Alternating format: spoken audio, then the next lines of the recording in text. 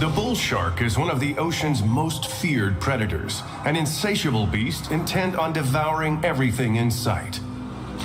So Trent here has dived into Dead Horse Lake, and he's Groupers can live up to 50 years, but not if this shark has anything to say about it.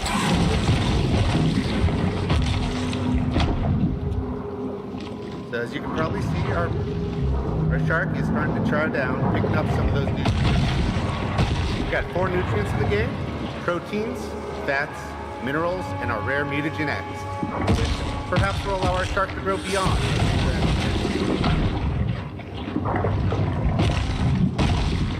Catfish are monogamous, meaning special someone won't be coming home tonight.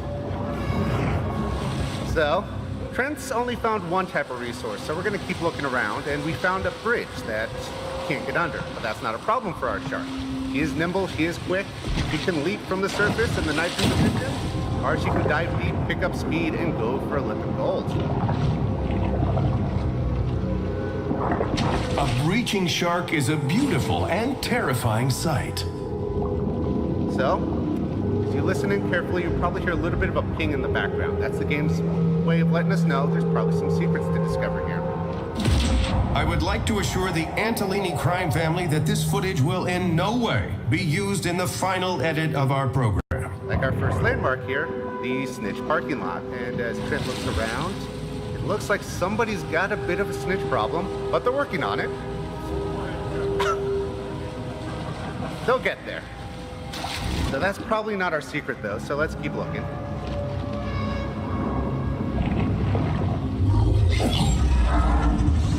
This shark isn't quite ready to tackle the full-grown reptile. So Rosie there is one of our apex predators. You are not the only predator in these waters. And in fact, there are 7 what we call kings of the seas that perhaps don't like you in their territory.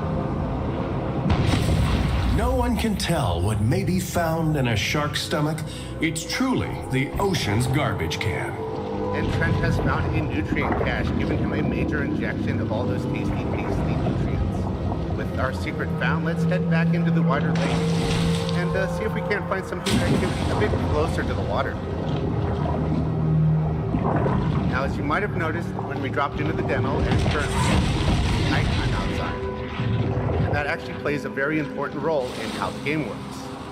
It has a full day-night cycle, and the activities of the other aquatic animals in the ocean and who's out and what they're doing will change, as well as the activities of the humans and what they're doing. At night, they're probably pulled back from the shore. During the day, fun time. Come along.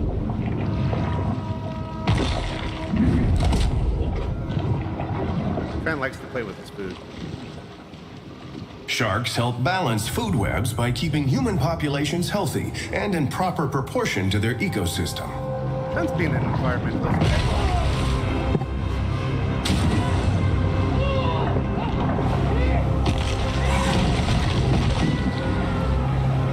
Now, you know, the thing about humans is they're pack creatures. When there's one, there's probably a few more.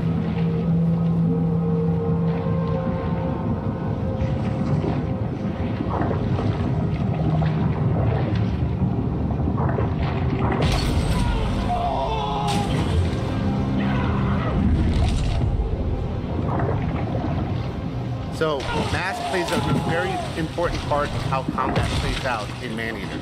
The mass of your shark versus what you are trying to engage with, be it humans, other sea life, or even boats. Trent is continuing to play with his food, showing off what we like to call as the whip shot. Anything you put in your mouth as a shark, you can use as a projectile. Studies show that while sharks do enjoy deep house and trance, their one true love is hardcore German techno.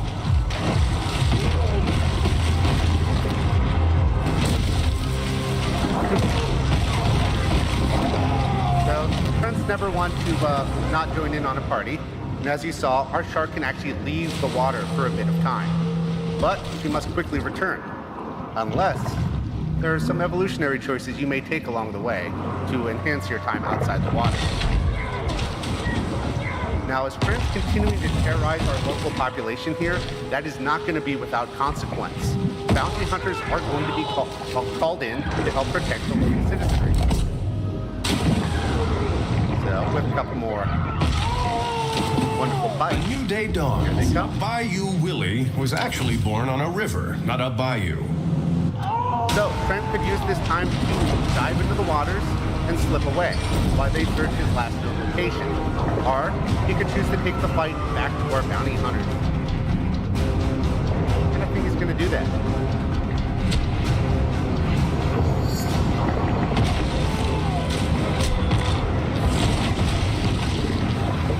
Sharks typically have 4 motives: hunger, mistaken identity, aggression, and self-defense.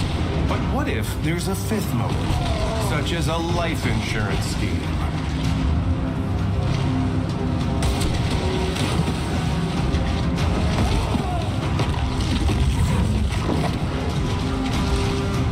Now these bounty hunters are going to come out in waves until you are either killed, driven away from these waters, or defeat them all.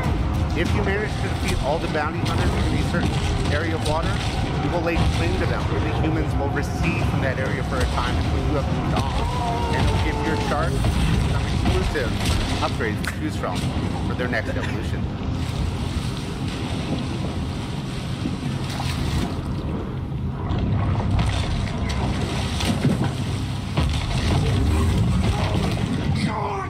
Sharks are capable of atrocities so appalling, the mind recoils from the thought. So Trent will pull up the map.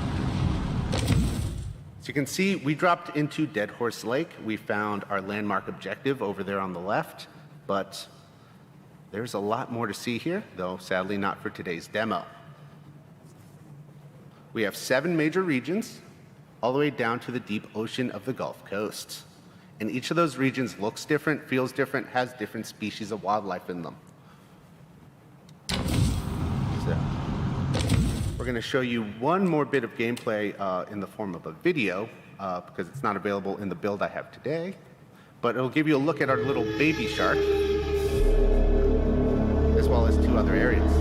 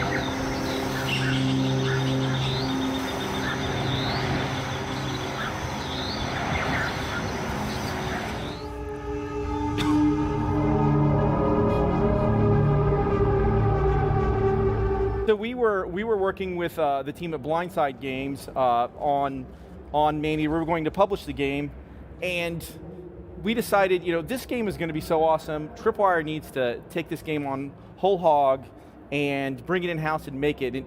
But really, who doesn't want to play a game as a shark? Yeah, no, it's awesome. I mean, I played Echo the Dolphin when I was a kid, and he didn't do any of this stuff because he was sweet. He was a dolphin. He's not a vicious beast underneath the sea. I have some technical questions about how the animal interacts with the world here, such as, I saw for a second he was on a dock there. How long can you stay on the land? So there's a very limited time that you can be out of the water, like you can reach out onto a beach, onto a dock, onto a boat, but through maybe some evolutionary choices you make, you can extend that time. Oh, okay. Second question, I see some buildings in the background. If you create enough evolutionary choices, will you be able to enter them? No, you will not be able to reach You don't the get buildings. a day job in an office in this game. You don't, get out of the sea at the end of the day, get in your car, drive That's back home. look. I have to do my part in journalism and ask these questions. This is I know. part of it. So as you go through the game, you'll be eating things and you'll be finding some parts to an evolution, so to speak. And some of those you'll just find naturally along the way as you progress through the story. Others are more optional, which you'll see like later in this demo, you fight some bounty hunters who come out and try and take you away because you've been terrorizing the local populations. If you fight As those, they do. Yeah. if you decide to take on those bounty hunters instead of running away, you'll get some special evolutionary choices that you won't otherwise get. You can then go back to an area we call the grotto and decide what you want to do, how you want to sort of spec out your shark. Let's talk a little bit about the world we're in here. This is clearly a very polluted ocean. There's kind of like futuristic stuff going on in the background. I don't spend a lot of time in the actual ocean, but I hear it's incredibly polluted. Can you talk a bit about sort of why the humans in this world need to be eaten so badly? Yeah. So the shark is kind of an environmentalist. In his environment, the humans they're killing off his food, they're polluting the area. So he's just kind of cleaning up the area. But he also, early in the game, our player shark was disfigured by an evil shark hunter. So she needs to grow, get bigger, so she can get her revenge. She's got a bit of a vendetta, and that's really going to set the story and drive it along. By the way, I just want to point out we were just in a place called Snitch Lake where a bunch of dead bodies were. Somebody's got a little bit of a snitch problem if you look up there on the God. hill. It's a Oh my small problem, God. but they're working on it. That was a truck full of corpses. Are you sure? Did you Oh my check? God. I don't know. There's a lot going on here. Whoa! Oh! Yes! Okay, so we were going to ask about the other animals the shark can fight. Let's talk about them. That was a big sewer crocodile, alligator. So you're not the only predator in these waters. And as you move along the game, there are actually 7 apex predators that are controlling the 7 major regions that you'll be exploring. And as you go through the game, you might be chowing down on their favorite food. If you do that enough, you're going to draw them out because they're a little bit cranky. Wow. That's awesome. So they're almost sort of like mini bosses that live in the world, or actual bosses. Absolutely. Did you guys spend time with sharks? Did you go shark diving? Did you how are you getting the realism here? Like, did you mocap a shark? Is that possible? There's a joke around the studio. We had our mocap actor put on a shark suit. Oh, that's awesome. and then flop around on the ground. But no, we didn't mocap a shark. But what we did do, we did have team members that went out and did the shark cage diving thing, where sharks are coming out and biting the tank. And we have some real just shark fanatics in the studio. Fanatics? Fanatics. That's yes. good. That's really good. Our lead character artist is such a shark fan. His wedding cake was a shark. Oh my God. That's badass. That rules. Now, obviously, like sharks, like they have a bad reputation. Like it's kind of a bummer, honestly, and like because they are, they're apex predators, but they also like they're not actually really trying to go out and kill everybody. This shark has a pretty good reason to, because look at the state of this water. How do you justify this sort of? I mean, it is very much like a violent video game about being a shark and killing people. How do you justify that to sort of shark apologists or shark activists, sharktivists? Well, throughout the game, because you are watching, the gameplay itself is presented through the lens of a reality TV show, Shark Hunters versus Maneater. And the narrator of that show is voiced by none other than Chris Parnell. And along the way, he's commenting on what our player shark is doing. And some of those things are, hey, sharks rarely attack humans. When it does, it's an aberration. That's not meant to happen. Or, sharks sometimes confuse humans with seals. They take a bite to find out why. So there is some actual fun shark facts that you are told along the way. Which may or may not be true. I could dig that, yeah. Really, in the game, you see the cruelty, and you won't see it on screen right now, but you see the cruelty of the shark hunters. On this reality show, that sort of pans out that the shark hunters are out there, they've been paid to sort of clean up the area. So they're indiscriminately killing sharks.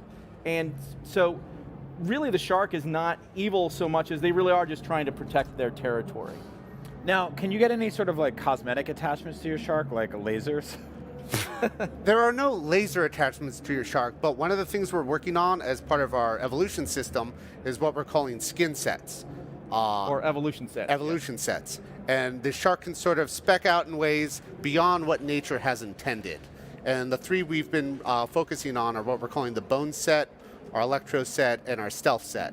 And that will change fundamentally the way our shark looks away from a natural shark and give them some powers and bonuses that are a little bit more special. I love that because it sounds like 90s Batman action figures. That's the best. You guys are doing a really good job of kind of walking the fine line between swimming the fine line between you know, a sort of realistic looking game and then a game where a shark can literally jump out of the water and do flips. How do you sort of find that balance between making something that is like, you know, kind of grounded and realistic but also kind of insane as hell? Well, it is a shark, but it's a shark plus, right? I mean, there's a lot of extra things that the shark can do because, you know, just swimming around and eating people is very fun, but we wanted to take it to another level. And I think that's been a key in a lot of our games where they've been very grounded in reality from the get-go with like Red Orchestra. But once we got to Killing Floor, we're like, what happens when we add in a bit more? What if we take it to the next level? Keep it grounded, but what's next? How do we fantasticize it, if you will? And I think our player shark here, we've done that to a great degree through a lot of iteration, and we're continuing to do that in the studio every day. Now this seems like a very big open world. How does the world connect? Like how big is it? How long does it take to swim across it? I don't know if anybody outside of a couple of the QA have actually timed out how long it takes them to get around, though they are talking about doing some races to see who can do it the fastest. Oh, that's awesome. But it's, 7 regions? 7 major regions that represent 7 very distinct areas. The color of the water is different. The quality of the water is different. The wildlife you'll see is different. And as you go through the regions, you'll notice the tonal change, both in the wildlife and the colors, and there is quite a lot to explore there. And there's, you know, there is open ocean, there are swamps, there's this polluted area. There's fine resorts with sandy beaches and wonderful tasty meat sacks laying there to be eaten. We will allow the player, we're not really, for the most part, it's not linear. So the player, if they want to go swim out into the open ocean and face some things that might be way bigger than them, they can. So you're kind of gated by your skill level. You know, if you can wait until you evolve to go out and take on those challenges, but you can go pretty much anywhere. Wow, so you can go challenge something that's way too big for you and it'll kill you. Yes, or if you're very, very swallow skilled. You whole. So like Shark Souls. Shark Souls. Yeah. There it is. I've heard that one before too. Hell yeah. Now, are there different areas, or is it sort of clearly labeled that some are like, this is the scary nightmare area where you're going to get your ass kicked if you're low level? Or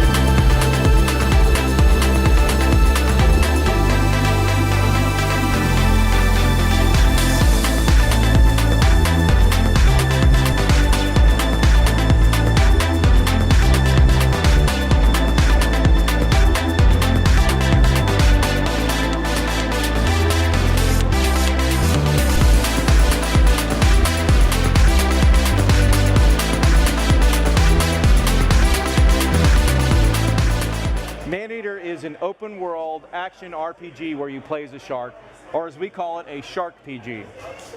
And shark puns for you guys. Yes. Yeah, we're actually trying to be as annoying as possible with our shark puns. Hey, it'll bring the point home. It's fantastic. And something that you guys clarified for me, this is a bull shark. This is a bull shark, although it's a very special bull shark. Tell us about him. Yeah, so you start out as a bull shark, but through eating and consuming nutrients, you evolve past what nature has intended. Okay, so you're telling me that there's some progression in this game. What's the progression like? Absolutely. So everything that you consume will make you grow, and there's 4 different types of nutrients: protein, fat, minerals, and a real rare one, mutagen X. And that's really crucial to actually let you evolve past what nature's intended. And we have 5 different life stages. So you start out as a little baby, then you grow up as a moody teen, then an adult, an elder, and then finally mega size, which you're A god. humongous. Okay. Yes, exactly. Okay, God Shark. Yep. But you're talking about an open world here, so does that mean that I'll be able to revisit? Am I moving linearly through the world, or can I become my jumbo shark and then come back to my original little spawning pool and show everybody what's up? Yeah, absolutely. So yeah, you can backtrack.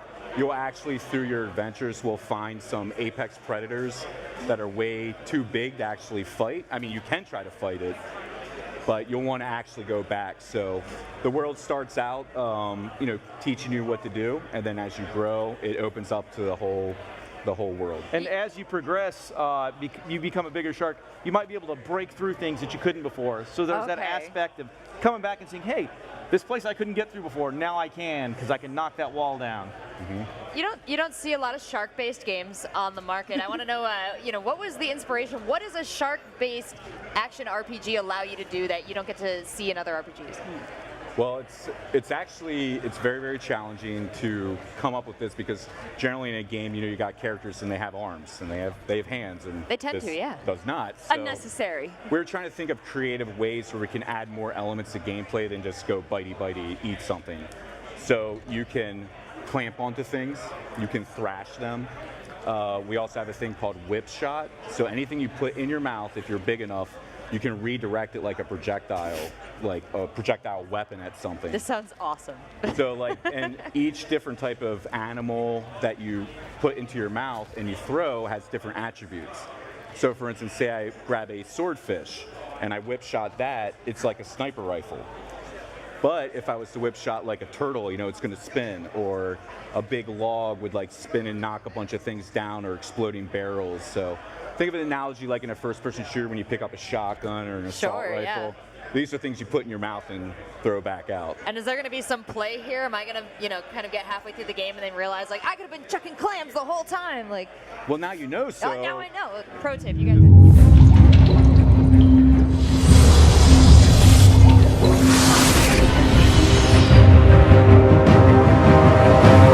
I think people are interested in sharks because they're one of the last great mysteries. They're powerful and stealthy and beautiful and elegant, and all of those things combined just make them fascinating. When you take it to the video game realm, the thought of being able to experience that as a player is pretty compelling.